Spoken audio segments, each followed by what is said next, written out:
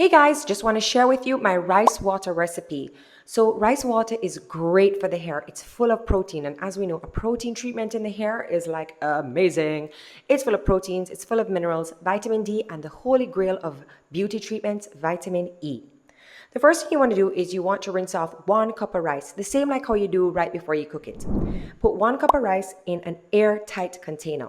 Now you're using regular rice, not jasmine, not basmati, not brown rice. So to your 1 cup of washed rice in your airtight container, you're going to add 2 cups of water.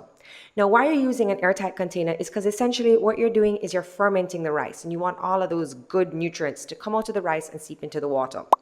So you're going to let this sit for at least 24 hours.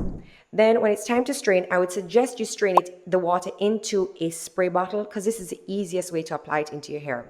Make sure your hair is washed. You need to have washed, clean hair. No conditioners, no leave-ins, no oils, because you want the hair shaft to be clean. So all the proteins, all the nutrients from your rice water can seep right into the hair cuticle.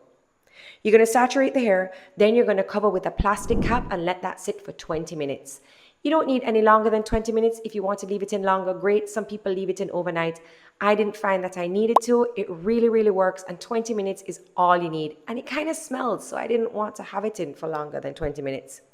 After 20 minutes, you can wash your hair and you can go about your business. Now, I would suggest to do this at least once a week. You have to be consistent if you want to see that length.